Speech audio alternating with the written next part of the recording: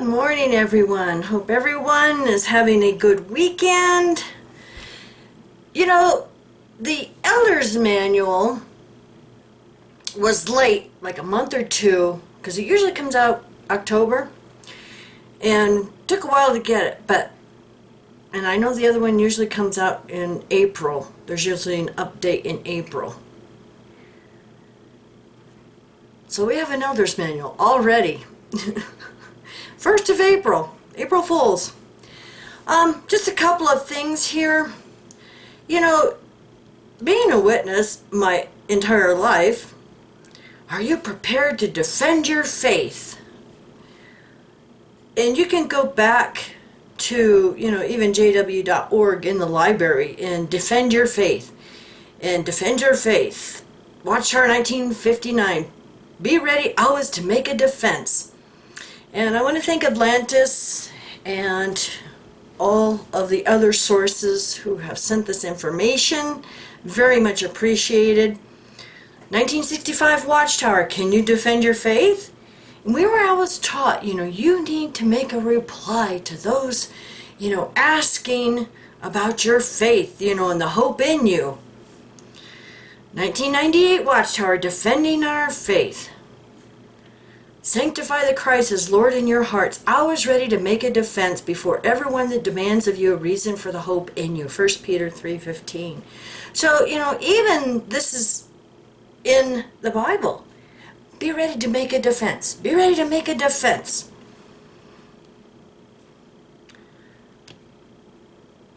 Shepherd the Flock Addendum, April 2022, page 17. I'm going to put a link down below to all of these. And I want to thank all of you who have sent me links to free file shares. Unfortunately, a lot of them aren't large enough for the free version for like this Elder's Manual.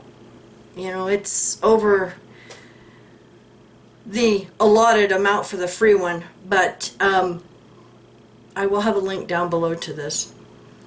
Public Information Desk, point 54.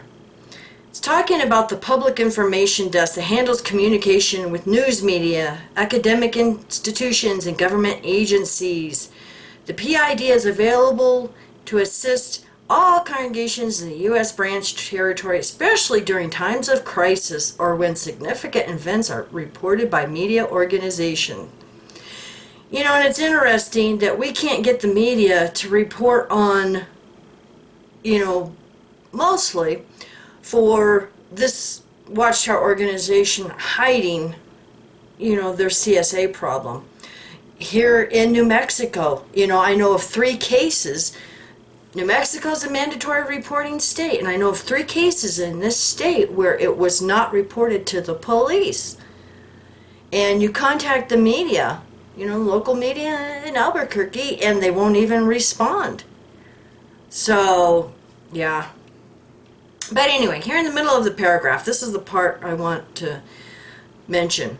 Your efforts should be focused on gathering information rather than providing details to the reporter. Under these circumstances, it is wise to refrain from defending your faith. Right from Watchtower headquarters. Now, there's a lot of documents here. This one is instructions for Bible studies, and they tell you how to do Bible studies now, and they have instructions. It's like, wow.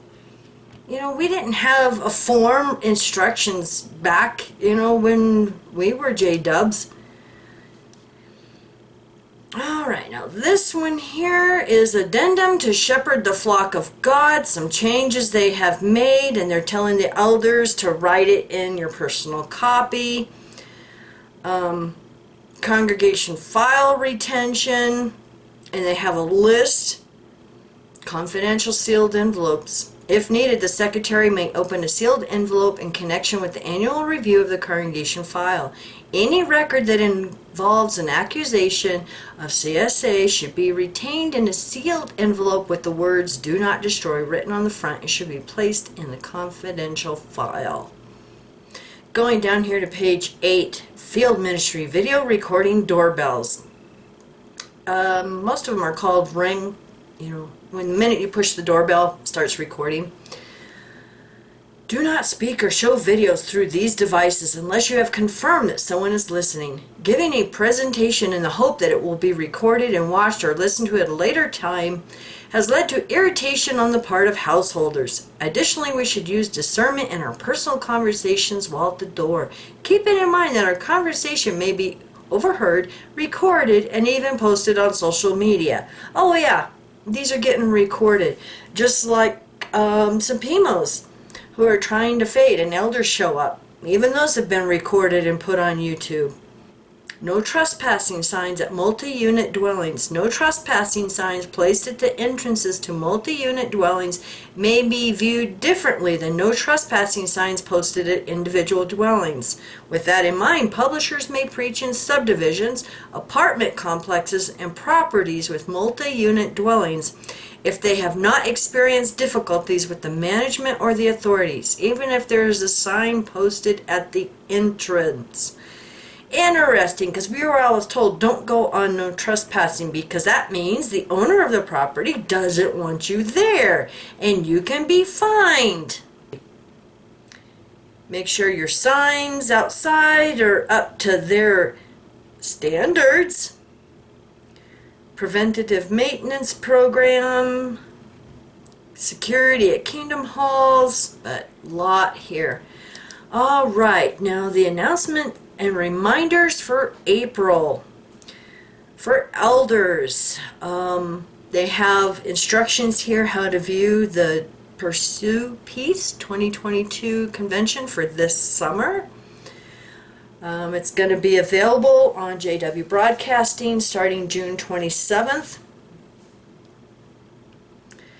And so they have instructions about the public talks, Watchtower studies, all of that. Convention badge cards, yeah, even if you're sitting in your living room, they still want you to wear that badge. Online donations, of course, gotta. Then they say revised Shepherd book. We are pleased to inform you that a revised version of the Shepherd book will soon be posted on jw.org. Please be aware that revisions to the text in the JW Pub and EPUB versions of Shepherd may affect the location of highlights, notes, and bookmarks. And then they go through an actual overview of the significant changes. This is interesting. In Chapter 8, Paragraph 5, inserted comments on the potential for exceptional young ministerial servants to qualify as elders in their mid or even early 20s.